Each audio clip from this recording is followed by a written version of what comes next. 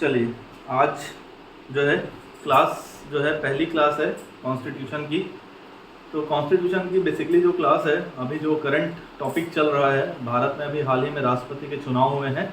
तो राष्ट्रपति का चुनाव हुआ है तो बेसिकली राष्ट्रपति प्रोफाइल क्या है, उस प्रोफाइल के अंदर अगर चुनाव हुए हैं तो ऐसी क्या ज़रूरत पड़ी कि राष्ट्रपति के पद के चुनाव करने की ज़रूरत पड़े, जबकि भारत के अलावा विश्व की कुछ और जो दूसरे देश हैं वहाँ पर राष्ट्रपति का चुनाव नहीं होता, बल्कि राष्ट्रपति का पद जो है वो वंशानुगत होता है। तो सबसे पहले इस चीज़ को समझने के लिए आपको जो एक चीज़ समझना पड़ेगा, इस ब्लैक बोर्ड में आपको जो लेफ्ट हैंड साइड पर कुछ टॉपिक लिखा हुआ है, जिसमें उसमें लिखा है राष्ट्रपति से संबंधित अनुच्छेद। अनुच्छेद का मतलब होता है इंग्लिश में आर्टिकल। इसमें आर्टिकल 52, 53, 54, 55, 56, 57, 58, 59, 60 एंड 61 तक के आर्टिकल दिए हैं। मतलब 1, 2, 3, 4, 5, 6, 7, 8, 9, 10 टोटल नंबर ऑफ आर्टिकल 10 दिए हैं। सबसे पहले इन आर्टिकल्स को डिस्कस करने से पहले जो संविधान में जो चीज़ समझना है, बेसिकली संविधान क्या है। तो संविधान तो एक ऐसा डॉक्यूमेंट होता है किसी भी कंट्री के लिए या किसी भी देश के लिए, जिससे उस देश का शासन और प्रशासन चलता है। ठीक, भारत का संविधान जो है वो देश का सबसे बड़ा हस्तलिखित, विश्व का सबसे बड़ा हस्तलिखित संविधान माना गया है, क्योंकि आपको पता होगा कि भारत काफ़ी सालों तक अंग्रेजों के अधीन रहा। अंग्रेजों के जाने के बाद जब भारत स्वतंत्र हुआ तो भारत की स्वतंत्रता के ठीक बाद भारत के लोगों को ऐसा महसूस हुआ कि अब भारत में कुछ एक ऐसे कानून चाहिए जो भारत को भारत के हिसाब से चलाएं। तो उसके लिए भारत का संविधान तैयार हुआ। भारत का संविधान जब तैयार हुआ, क्योंकि ये विश्व का सबसे बड़ा संविधान माना जाता है, तो इसलिए संविधान को समझने के लिए या अंडरस्टूड करने के लिए इन संविधान को पार्ट्स में बांटे गए, जिनको हिंदी में भाग बोला जाता है। ऐसे कुल 22 भाग हैं संविधान के अंदर। मैं लिख दे रहा हूं ताकि आपको ये ध्यान रहे, क्योंकि कई बार यहां से भी डायरेक्ट क्वेश्चन बनता है। तो टोटल ऐसे 22 पार्ट्स हैं या 22 भाग हैं जिनके अंदर से संविधान को बांटा गया है। इनमें भाग 1, भाग 2 ऐसा करते करते भाग जो है 22 तक आया है। इसमें से हम आज जो क्लास स्टार्ट कर रहे हैं, जिसमें बेसिकली हमको राष्ट्रपति के बारे में पढ़ना है, तो इसमें जिस भाग को अपने को डील करना है, जिस पार्ट को डील करना है, उसमें पार्ट 5 एक पार्ट है। पार्ट 5 के अंदर जो टॉपिक जो दिया हुआ है कॉन्स्टिट्यूशन के अंदर, वो है union executive. Union executive, union executive नाम से ही आपको समझ में आ रहा होगा कि मतलब इंडिया, जिसको कि यूनियन कहा जाता है, ऐसा बोला जाता है कि इंडिया जो है एक यूनियन है और भारत के अंदर जितने भी राज्य हैं वो इस इंडिया के यूनियन के अंदर शामिल हैं। तो यूनियन एग्जीक्यूटिव में वो सारे एग्जीक्यूटिव आते हैं जो यूनियन को रन करते हैं। इसमें आर्टिकल 52 से लेकर के पार्ट 5 में आर्टिकल 52 से लेकर के आर्टिकल 151 तक का उल्लेख है। हम स्टेप बाय स्टेप चलेंगे। हम आर्टिकल 52 से स्टार्ट कर रहे हैं। ठीक, इसमें बेसिकली यूनियन एग्जीक्यूटिव में जो लोग शामिल होते हैं उनमें एक सबसे पहले तो राष्ट्रपति शामिल होते हैं, उसके बाद उपराष्ट्रपति शामिल होते हैं जिनको हम वाइस प्रेसिडेंट के नाम से जानते हैं। फिर उसके बाद इसमें जो शामिल होते हैं वो प्रधानमंत्री शामिल होते हैं जिनको हम प्राइम मिनिस्टर के नाम से जानते हैं। मैं शॉर्ट फॉर्म में लिखते चलता हूँ। राष्ट्रपति मतलब पी, उपराष्ट्रपति मतलब वीपी, वाइस प्रेसिडेंट, प्रधानमंत्री मतलब प्राइम मिनिस्टर। फिर उसके बाद जो शामिल होते हैं उसमें वो होते हैं मंत्री परिषद। मंत्री परिषद और मंत्रिमंडल दो अलग अलग चीजें। यहाँ पर आपको ये चीज क्लियर होना बहुत जरूरी है। तो अभी हम मंत्रिमंडल की बात नहीं कर रहे हैं, मंत्री परिषद की बात कर रहे हैं, जिसको मिनिस्टर ऑफ काउंसिल्स या काउंसिल ऑफ मिनिस्टर्स कहा जाता है, जिसको हम शॉर्ट फॉर्म में एमओसी से लिख रहे हैं। और इसमें जो एक और इंक्लूड होता है वो होता है महान्यायवादी। महान्यायवादी बेसिकली भारत के अंदर भारत सरकार के अधीन काम करने वाला कानून का वो सर्वोच्च अधिकारी होता है, जिसकी नियुक्ति जो है वो भारत सरकार के लिए की जाती है। इस पार्ट को भी डील करेंगे। तो महान्यायवादी, इसका आर्टिकल जो है आर्टिकल 76 में इसके बारे में बताया गया है। ठीक, बेसिकली ये 5 जो लोग हैं वो इसमें शामिल हैं। इन 5 के अलावा बाकी जो लोग हैं वो इस यूनियन एग्जीक्यूटिव में शामिल नहीं है, चाहे वो कोई भी हो। ठीक, अब इसमें जो राष्ट्रपति है, क्योंकि हमको राष्ट्रपति के बारे में डील करना है, इसलिए हम राष्ट्रपति से स्टार्ट करते हैं कि क्यों भारत को सबसे बड़ा लोकतांत्रिक देश और सबसे बड़ा गणतांत्रिक देश कहा गया है। तो भारत को लोकतांत्रिक देश इसलिए कहा जाता है क्योंकि भारत के अंदर जो शासन व्यवस्था है, उस शासन व्यवस्था में जो ज्यादातर लोग हैं, जो ज्यादातर जनप्रतिनिधि हैं, वो जनता के द्वारा चुनकर आते हैं। और भारत जैसा विशाल देश जिसका population all over world number 2 पर है, चाइना के बाद हम नंबर 2 पर हैं, हमारे यहाँ पर प्रॉपर इलेक्शन होता है और इलेक्शन से लोग जो है वो चुनकर आते हैं, इसलिए भारत को विश्व का सबसे बड़ा लोकतांत्रिक देश कहा जाता है। अब आते हैं बात गणतांत्रिक देश की। तो गणतंत्र का मतलब होता है, गणतंत्र का जो मीनिंग है, जिसको हम हिंदी में गणतंत्र बोलते हैं और इंग्लिश में रिपब्लिकन बोलते हैं। अगर आपको ध्यान होगा तो हम साल में एक बार रिपब्लिक डे भी सेलिब्रेट करते हैं 26 जनवरी को।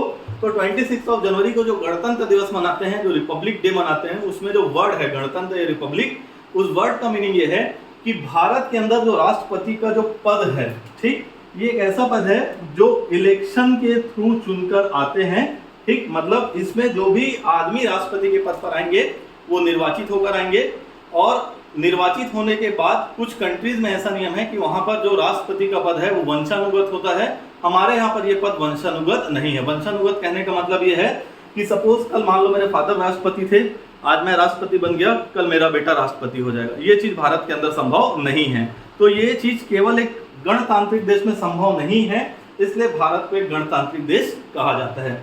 हमको राष्ट्रपति से रिलेटेड आर्टिकल्स को ध्यान में रखना है। तो ऐसा नहीं है कि 52 से लेकर के 61 आर्टिकल्स के बाद भारत में राष्ट्रपति से संबंधित आर्टिकल्स नहीं है, इसके बाद भी भारत में राष्ट्रपति से संबंधित आर्टिकल्स हैं। जैसे जब हम इमरजेंसी की बात करते हैं तो भारत में 3 अलग अलग इमरजेंसी से रिलेटेड आर्टिकल्स हैं, आर्टिकल 352, आर्टिकल 356 एंड आर्टिकल 360, जो बेसिकली राष्ट्रपति के शक्तियों के बारे में बताते हैं।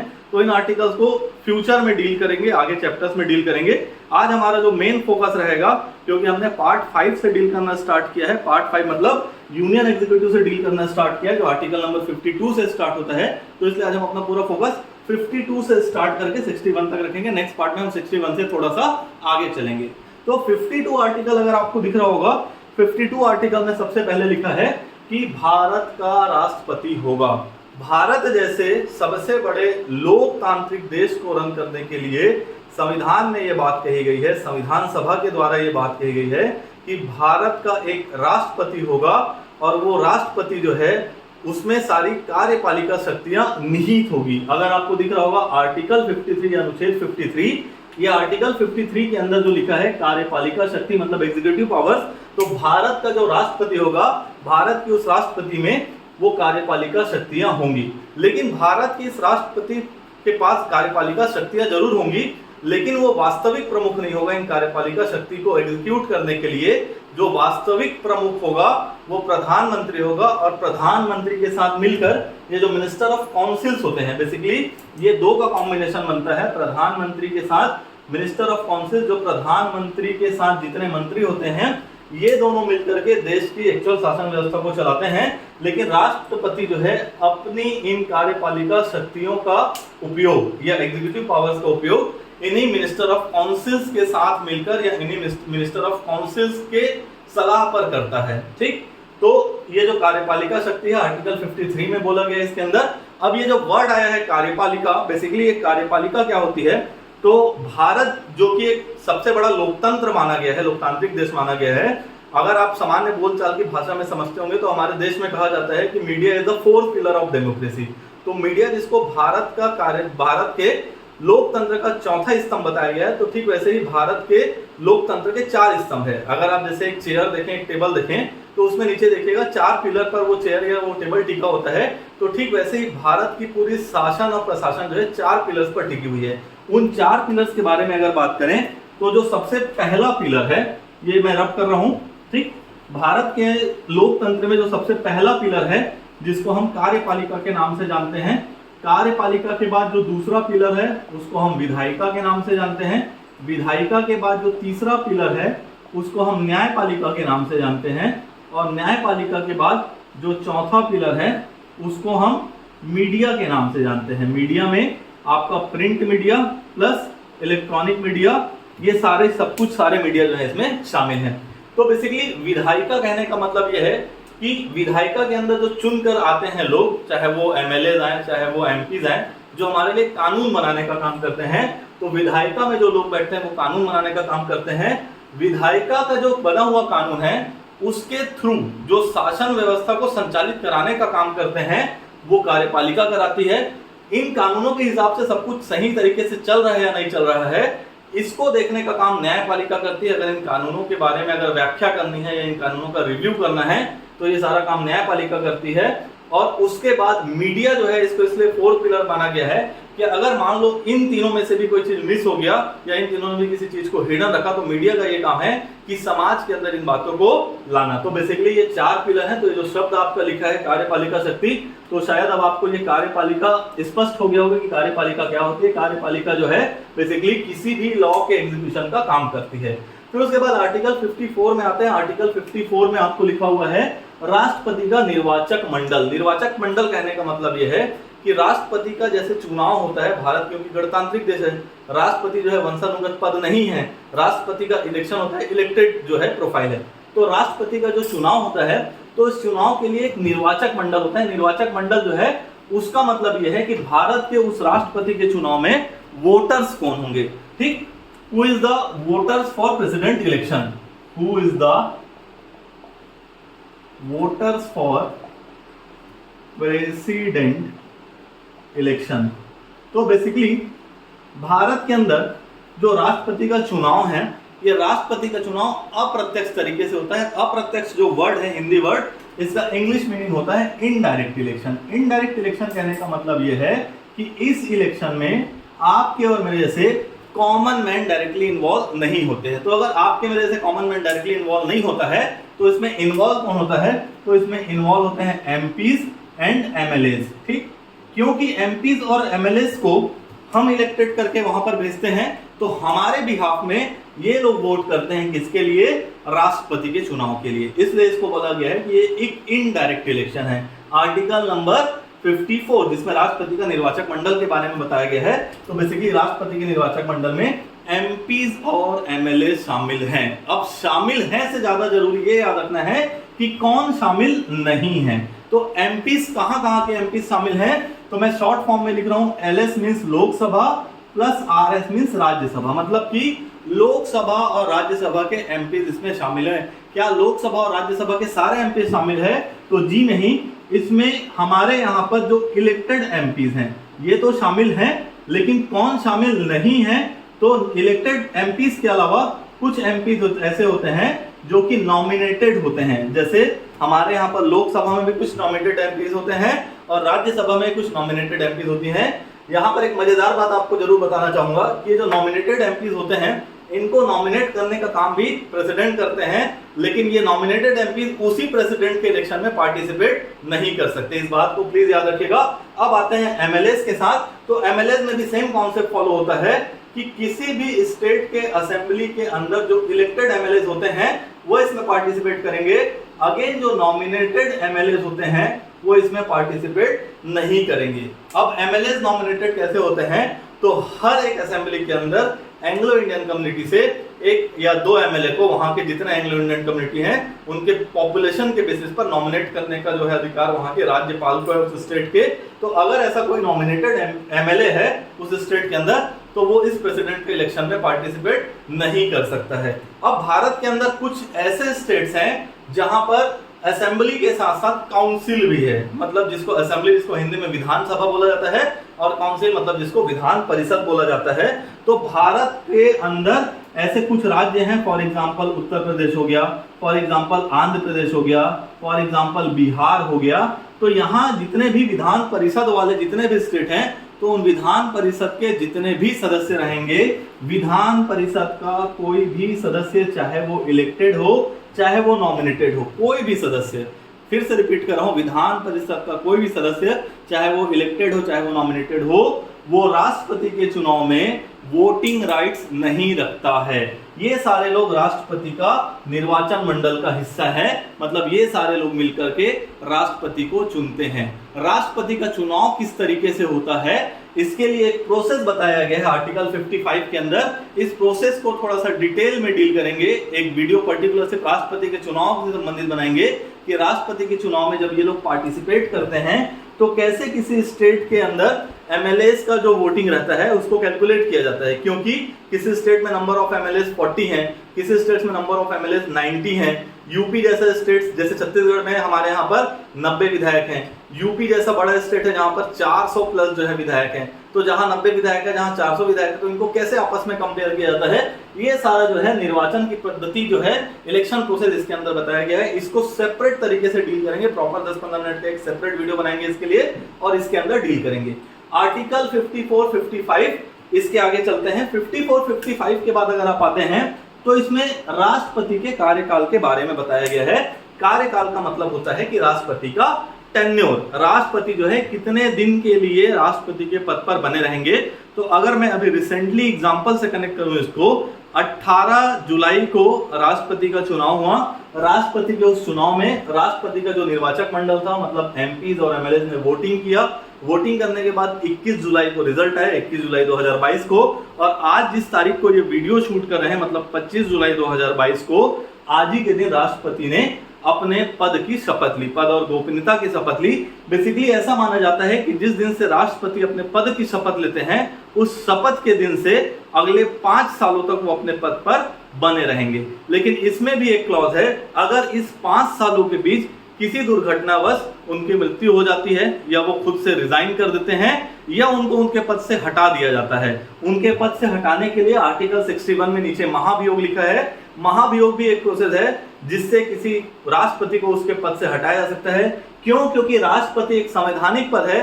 राष्ट्रपति को उनके पद से हटाने के लिए एक कॉन्स्टिट्यूशनल प्रोसेस है। उसी कॉन्स्टिट्यूशनल प्रोसेस का या उसी संवैधानिक प्रक्रिया का जो नाम है वो महाभियोग दिया गया है। तो इन 3 कंडीशंस के अलावा अगर कोई स्पेसिफिक कंडीशन अलाउ नहीं होती है तो राष्ट्रपति पूरे 5 साल तक अपने पद पर बने रहेंगे। इसका एक बहुत अच्छा एग्जांपल ये है कि अगर आप गूगल करेंगे तो आपको द्रौपदी मुर्मू से पहले जितने भी राष्ट्रपति मिलेंगे, चाहे द्रौपदी मुर्मू से पहले आपको रामनाथ कोविंद जी मिले, या आपको उसके पहले प्रतिभा पाटिल मिली, या उसके पहले प्रणब मुखर्जी मिले, इन सब ने अपने पूरे 5 साल का टेन्योर कंप्लीट किया है। और उनका भी जो शपथ वाला दिन था, मतलब जिस दिन उन्होंने अपने प्रोफाइल की ओथ ली थी, राष्ट्रपति पद की शपथ ली थी, वो तारीख भी 25 जुलाई हुआ करती थी। साल जरूर बदले हैं, किसी ने 25 जुलाई 2007 को शपथ लिया, किसी ने 25 जुलाई 2012 को शपथ लिया, किसी ने 25 जुलाई 2017 को शपथ लिया, किसी ने 25 जुलाई 2022 को शपथ लिया। लेकिन बेसिकली शपथ वाली तारीख से, जिस दिन वो शपथ लेते हैं, तो शपथ वाली तारीख से अगले 5 साल तक, इस बात को जरूर याद रखिएगा, कार्यकाल में मैं यहाँ पर इस चीज को मेंशन कर दे रहा हूँ, शपथ वाली तारीख से अगले 5 सालों तक ये अपने पद पर बने रहेंगे। जैसे सपोज आज तारीख है 25/7/2022, द्रौपदी मुर्मू ने आज के दिन शपथ लिया, तो अगले 5 सालों तक, मतलब 25/7/2027 तक ये अपने पद पर बनी रहेंगी। अगर कोई नया राष्ट्रपति निर्वाचित होकर भी आ जाता है तो बेसिकली 25 तारीख को वो फिर से शपथ लेंगे, और शपथ लेने के बाद से द्रौपदी मुर्मू का कार्यकाल उस दिन से खत्म माना जाएगा और नए राष्ट्रपति के पद की कार्यकाल शुरू मानी जाएगी। अब आर्टिकल नंबर 57 जो आपको बताता है पुनर्नियुक्ति के बारे में। यहाँ पर जो शब्द है पुनर्नियुक्ति, इसका इंग्लिश मतलब होता है रीअपॉइंटमेंट।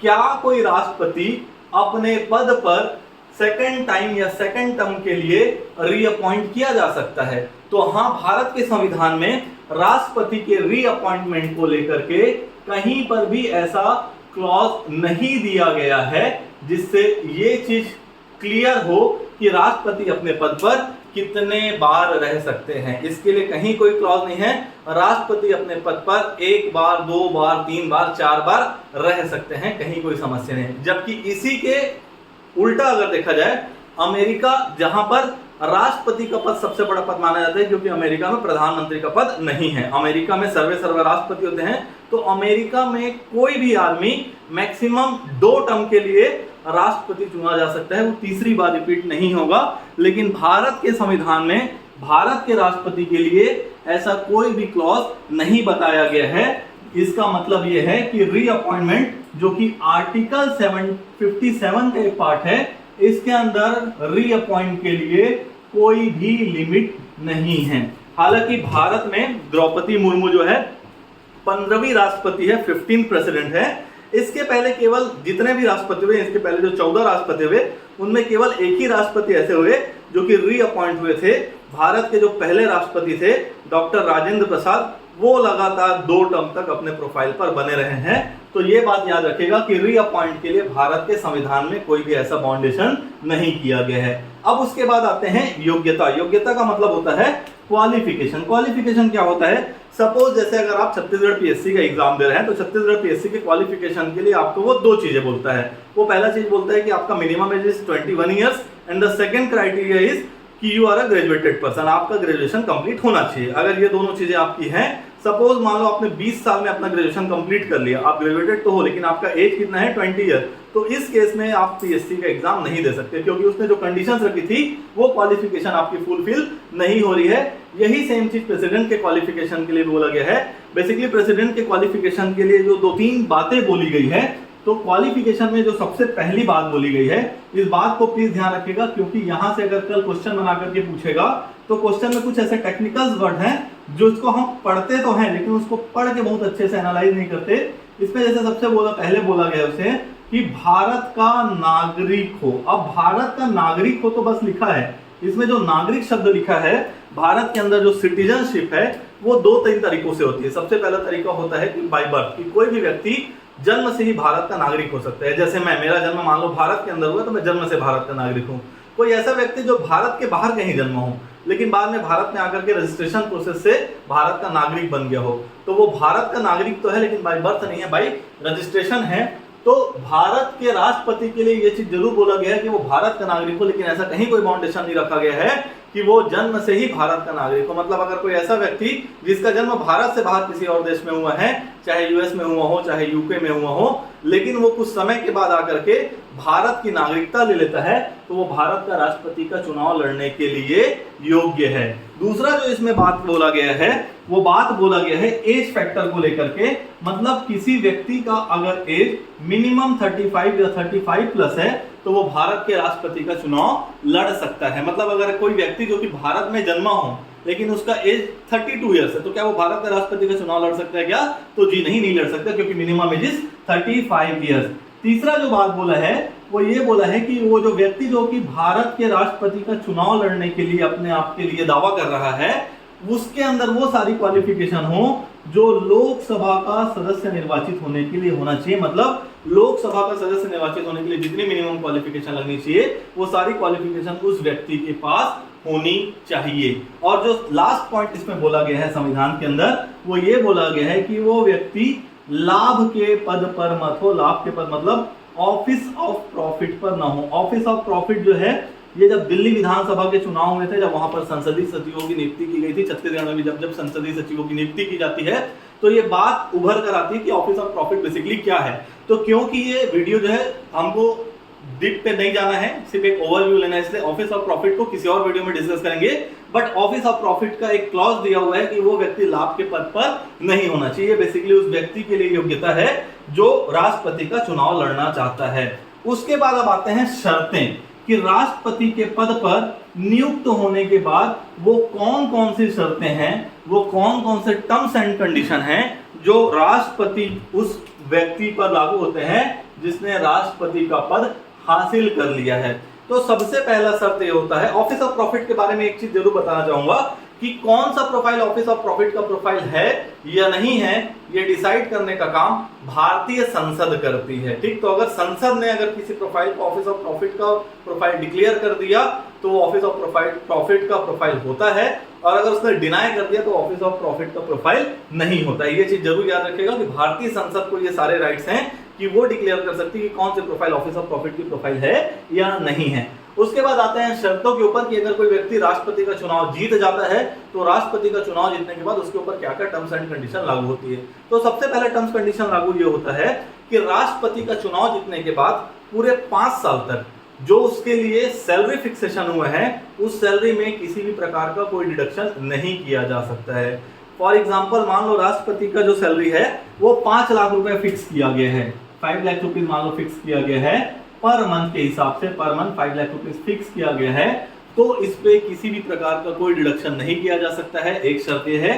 दूसरी शर्त ये है कि इनकी सैलरी को जो डिसाइड करने का काम है वो भारतीय संसद का है। भारतीय संसद ये डिसाइड करती है कि इनकी सैलरी कितनी रहेगी।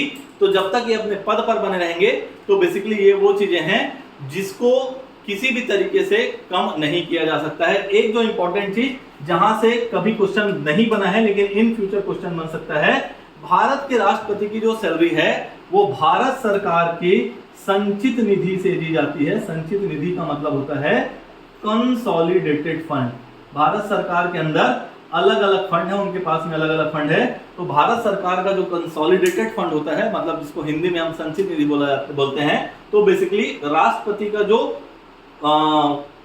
वेतन है या जो सैलरी है वो भारत के सरकार के संचित निधि से दी जाती है। अब शर्तों के बाद आ जाते हैं आर्टिकल नंबर 60, जिसमें आपको लिखा हुआ दिखेगा कि शपथ, क्योंकि आज रिसेंटली शपथ हुआ है, तो शपथ में 2-3 चीजें आपको याद रखनी है कि भारत के राष्ट्रपति का जो शपथ होता है उनको शपथ कौन दिलाता है, तो बहुत इजी है इसको याद रखना।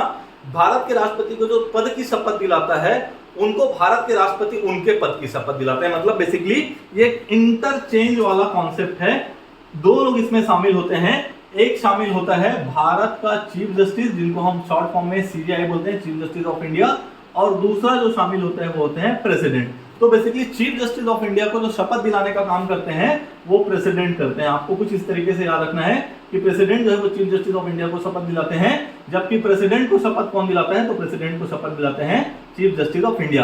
दोनों प्रोफाइल इंटरचेंज प्रोफाइल है। तो भारत के राष्ट्रपति की अगर बात की जाए तो भारत के राष्ट्रपति को शपथ कौन दिलाता है, तो भारत के राष्ट्रपति को शपथ दिलाते हैं चीफ जस्टिस ऑफ इंडिया। अगर आज का आपने शपथ ग्रहण समारोह देखा होगा तो अभी आज के डेट में चीफ जस्टिस ऑफ इंडिया जो है वो रमन्ना सर है, तो रमन्ना सर ने द्रौपदी मुर्मू को इस पद की शपथ दिलाई। जब राष्ट्रपति अपने पद की शपथ लेते हैं तो बेसिकली उसमें क्या लिखा हुआ रहता है, तो बेसिकली ये पद और गोपनीयता की शपथ होती है, जिसमें वो भारत के लोकतंत्र के प्रिजर्व करने की बात करते हैं, भारत के लोकतंत्र को प्रोटेक्ट करने की बात करते हैं और भारत के लोकतंत्र को डिफेंड करने की बात करते हैं। तो बेसिकली ये सारी चीजें जो उनकी शपथ में रहती है। सबसे लास्ट आर्टिकल अगर आपको दिख रहा होगा, आर्टिकल नंबर 61, जिसके बारे में मैंने आपको थोड़ी देर पहले और डिस्कस किया था कि भारत के राष्ट्रपति को 5 साल से पहले उसके पद से अगर आपको हटाना है, उस तरीके में जब भारत का राष्ट्रपति खुद अपना रिजाइन नहीं दे रहा है या भारत के राष्ट्रपति की किसी कारण से मृत्यु नहीं हुई है, मतलब वो अपने पद पर इन सब के अलावा 5 साल तक बने रहते हैं, लेकिन अगर ऐसा लगता है कि भारत के राष्ट्रपति ने जब अपने शपथ में लोकतंत्र को प्रिजर्व करने की बात की थी, लोकतंत्र को प्रोटेक्ट करने की बात की थी, लोकतंत्र को डिफेंड करने की बात की थी, लेकिन वो ऐसा नहीं कर पा रहे हैं, वो अपने प्रोफाइल के अगेंस्ट काम कर रहे हैं, तो संसद के द्वारा महाभियोग ला करके उनको उनके पद से हटाया जा सकता है। मतलब नेक्स्ट वीडियो में हम महाभियोग के प्रोसेस पर एक थोड़ा सा डीप डिस्कशन करेंगे। हम भारत के राष्ट्रपति के निर्वाचन की पद्धति पर, मतलब इलेक्शन प्रोसेस पर थोड़ा सा डीप बात करेंगे। उसके अलावा हम भारत के राष्ट्रपति की कार्यपालिका शक्ति है, जो मैंने आपको बताया कि उनके पास n नंबर ऑफ राइट्स होते हैं, इन राइट्स के बारे में थोड़ा सा डीप में बात करेंगे। उसके अलावा हम profit of office of profit के बारे में थोड़ा सा डीप में बात करेंगे। आज का वीडियो जो है बेसिकली ओवरव्यू था कि राष्ट्रपति का प्रोफाइल होता क्या है। राष्ट्रपति के उस प्रोफाइल में आर्टिकल 52 से लेकर के आर्टिकल 61 में जितनी सारी बातें की गई हैं, उन बातों का क्या मतलब है। तो आज के वीडियो को यहीं पर स्टॉप करते हैं। नेक्स्ट वीडियो जब आप देखेंगे तो मैंने आपको जितने पॉइंट बताए हैं उसको थोड़ा सा और डीप में जाकर के उसको आपको डिस्कस करूंगा। तो तब तक के लिए आप उस वीडियो का इंतजार करें और नेक्स्ट वीडियो में सारी चीजें मैं आपको फिर से कवर करूंगा। चलिए, थैंक यू।